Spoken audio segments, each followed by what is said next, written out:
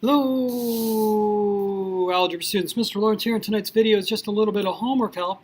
Hey, I gotta tell you, first period, well, some of my level 2 kids destroyed those problems on the board. They didn't really need any help other than to say, go find the third dimension. Come on, guys, you gotta step it up first period. All right, good job, second period. Here we go. I'm gonna do problems 24, 25, and I think 29 for you. So we're factoring by grouping. Remember that we always want to group together terms that have a GCF. And so I see a 3ax and a negative 6bx. I see a GCF there, so that's cool. I've got an 8b minus a 4a, and there's a GCF there. Remember, I'm going to grab that sign. That sign is very important. It belongs to the 8. So I grab it, and now I'm going to GCF this first quantity. Right? Looks like my GCF is going to be a 3b, I believe. Oh, no, it's not a 3b. It's a 3x. Excuse me. All right. 3x and a 3x here.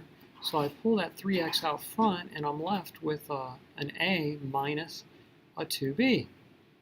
Over here, I see the GCF is 4. So I'm going to grab a 4, divide by 4, divide by 4, and I'll have a 2b minus a. I got a problem here, because this is normally when I would pull out my highlighters. I've got an a minus 2b quantity, but I have a 2b minus a. You know, this 2b is positive and the a is negative, which is not the same thing. You know, like 5 minus 3 is not the same as 3 minus 5, right? They do not equal each other. So these quantities aren't equal. Maybe I factored out the wrong number. Maybe I shouldn't have factored out a 4. What could I have factored out that would cause me to get a positive a and a 2b? What's that, Kelsey? A negative? Oh, let's try it. Let's factor out a negative 4. Oh, look at that. I factor out a negative 4. And then what am I left with? Let's see here. I'm going to get a negative 2b. Hey, I like that because don't I have a negative 2b over here? Okay, and then a positive a. Ooh, they match now. Even though they're written in different order, isn't 5 minus 3 the same as negative 3 plus 5? Aren't they the same problem?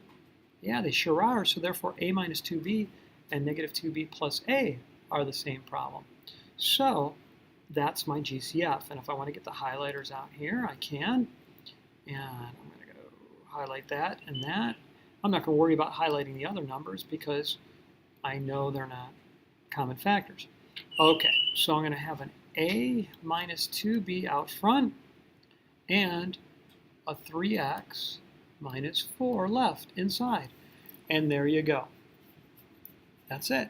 Now, if you had it grouped differently, you might have come up with a slightly different answer. Like I think Kyle Gray came up with something like this. Okay, and that should be okay. It shouldn't matter. We should get the same answer. I guess we could always check and see if we do.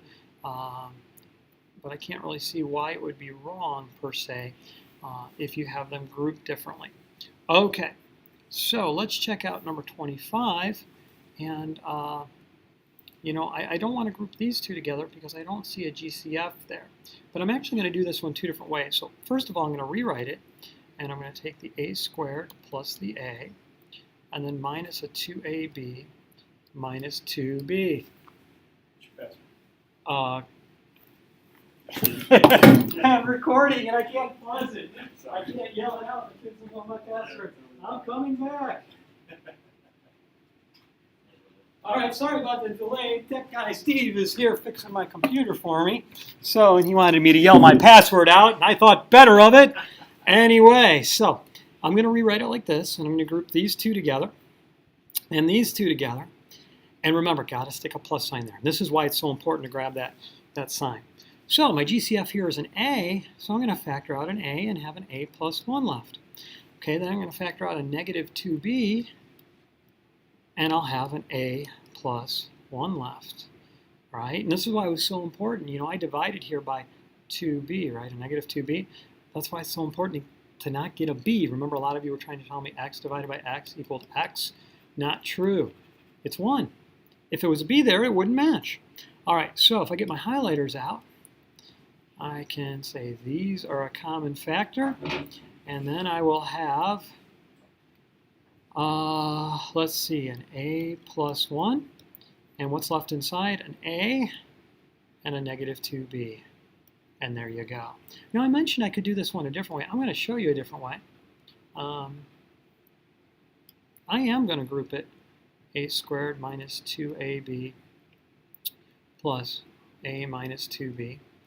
And I'm going to group it like this. And some of you are going to say, Mr. Laurence, there's no GCF there. I agree. Perhaps I misspoke earlier. Having a GCF is just a really smart idea. I'm going to find the GCF here, a times a minus 2b. Now here, I'm just going to go ahead and put a plus, and I'm going to factor out a 1. Now normally factoring out a 1 doesn't do anything for me, right? It's very unusual to factor out a 1. But in this special case, I'm going to go ahead and do it. And then if I get my highlighters out, you see I'm going to have an a minus 2b and an a minus 2b. And so then when I divide, I'm going to divide by a minus 2b as a quantity. And I'll end up with an a minus 2b times an a plus 1. And there you go, I've got the same answer. So it's really not the 100% rule that there has to be a GCF other than 1. It's just a really darn effective way to do it. So let's get on to the last problem here I'm going to do, number 29. You know, I'm not finding a GCF with this 1 here. I'm not. I wonder if the problem has a typo in it. But I'm going to try it on it like I did on that blue problem and see if I can figure it out. And I'm going to grab that sign there, stick a plus there, and I'm going to factor out, I think, a 2x here and a 2x there. And so I'll have 2x times the quantity of 2a minus 7b, and then plus, even if I put a 1 there, I'm going to get 35by minus 1. And they don't match, do they? Now, this one's not factorable. You can't factor this one. It might be that there's a typo in the problem. I didn't type this problem up, so I don't know. But this one is not factorable. You could tell me it's not factorable. Or you could tell me it's prime. Think about a prime number, and I know a lot of you can go, I don't know what a prime number is. Well, you should. You're in algebra. Prime numbers are simple. A prime number is a number that only has 2 factors. For example, 2 is a prime number. Its only 2 factors are 1 and 2. 3 is a prime number. 5 is, 7 is, 11, 13, 17, 19, 23. They keep on going. Okay, they're not every odd number. They're almost none of the even numbers. 2 is the only even prime, the only even prime number.